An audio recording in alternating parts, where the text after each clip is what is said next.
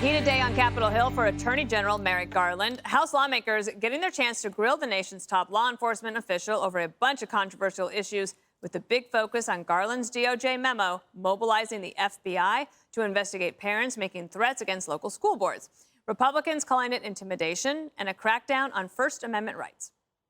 Dedicated lines of communication for threat reporting. A snitch line on parents. Started 5 days after a left-wing political organization asked for it. That's not political. I don't know what is.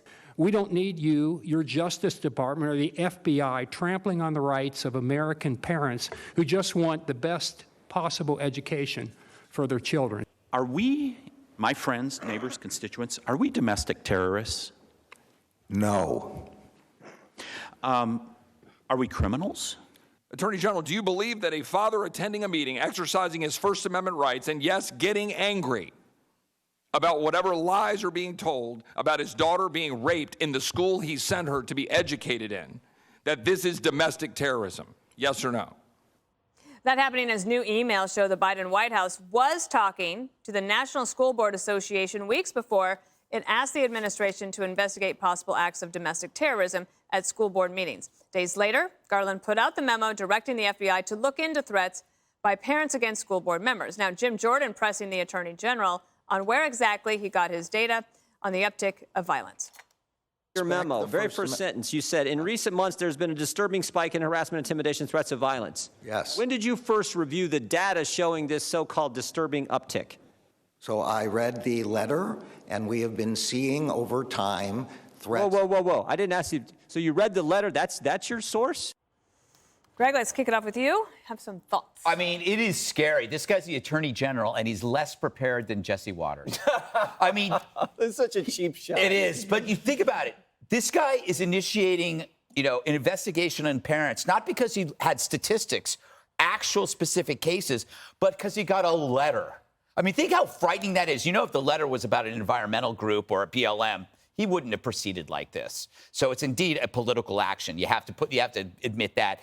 But what's worse is how easy it was to motivate this guy to comply. Just send a letter. I might do that to you, Harold, just for the hell of it. I'll make up something. But it's also weird how removed he is from reality, right? He was talking about how he reads about stuff in the news. He had no idea about what happened with the Department of Interior last week. The dude's the Attorney General, didn't know that an insurrection happened. He has no idea about the statistics behind these police suspect interactions.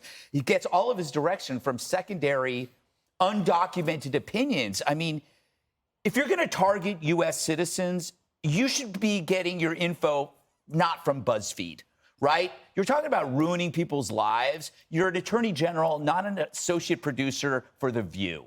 It's disgusting.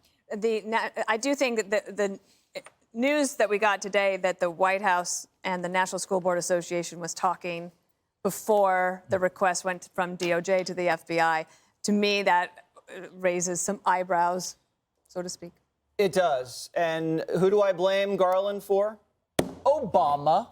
He was the one that brings Garland into the conversation. He was the one that Obama pitched to be the Supreme Court justice because he was so moderate. Turns out he's not moderate, not even competent. You can write a letter to the AG and they can activate the FBI.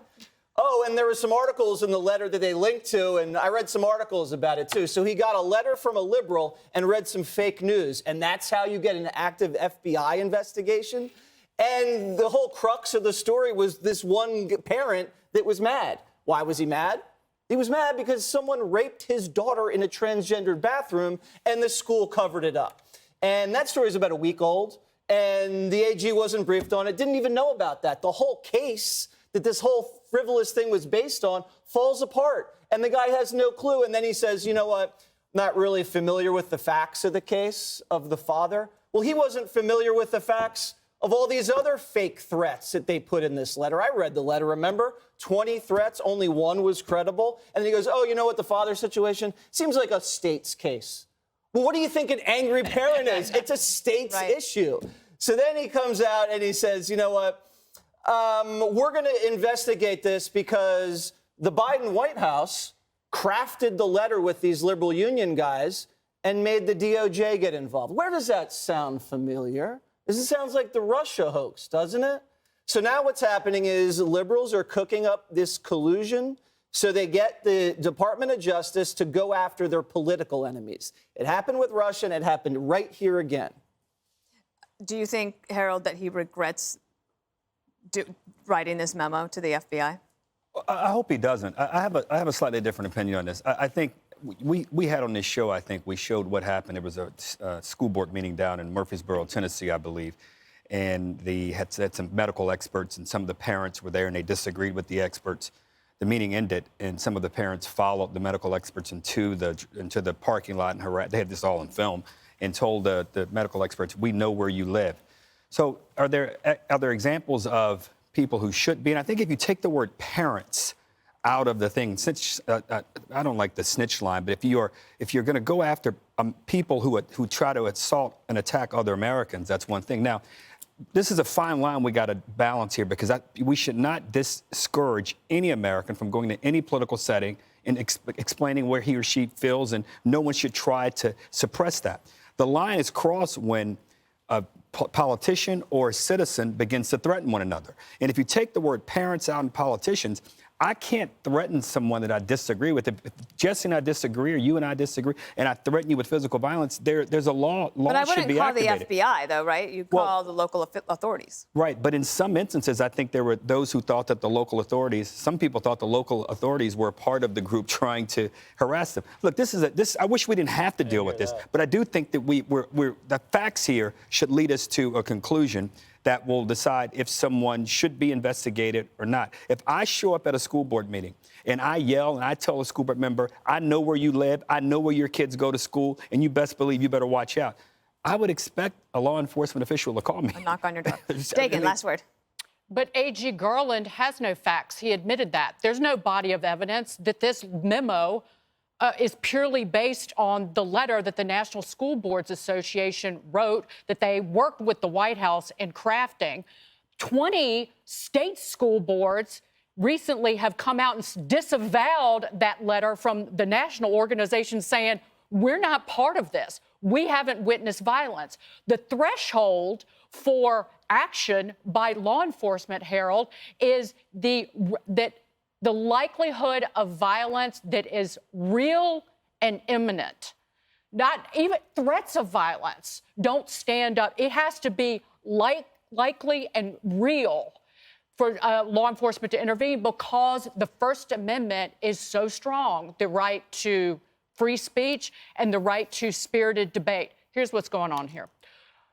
Questioning critical race theory, parents across the country, you got called a racist. That didn't shut them up.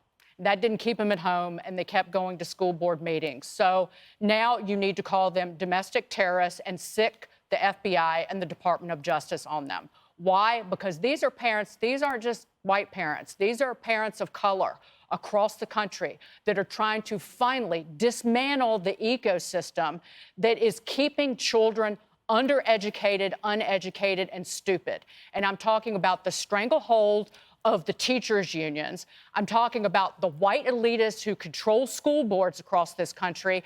And the reason that they tried to do this with the Department of Justice and this memo is because here's what's also coming out, and it came up in the hearing today, is the woke consultants who are being paid with taxpayer dollars and the dollars of parents who are peddling this critical race theory claptrap to students across the country. It is going into the hands of the rich and the few, including Merrick Garland's son-in-law. So that's where it's going. But it's all, these are parents, this is the organization called Parents Defending Education. Watch Ashra Nomani. Ashra Nomani used to write for the Wall Street Journal, and she is fired up. They're behind this Freedom of Information Act request. It's all going to come pouring out. And finally, parents across the country, regardless of your race, will take back the education of their kids from the unions and the woke consultants. Want to make one more point. I'd also like to blame CNN besides Barack Obama for this, because here's why. CNN didn't even report this Loudoun County rape scandal. They didn't report it. MSNBC didn't report it. None of the mainstream media reported that. So he goes on this Capitol Hill hearing clueless about a major development in the crux of this case to label parents domestic terrorists because the mainstream media didn't cover that story because that didn't fit But the also narrative. your staff should brief you. And If the staff they had- didn't do it. They didn't do it on staff was purpose. Put Fox on it, the DOJ. They didn't brief him on purpose. Exactly. Okay. But Harold, which is a Harold, plain real dumb. quick. In fairness, I didn't racialize this at all. It says race has nothing to do with this for me. And two, what he said, the way you impact your school board is you elect new school board members. You don't threaten them with violence. And election day is coming up, at least in Virginia. Man, we'll see. Okay, much more to come. As Americans panic over inflation, President Biden doesn't appear to have a plan to fix it.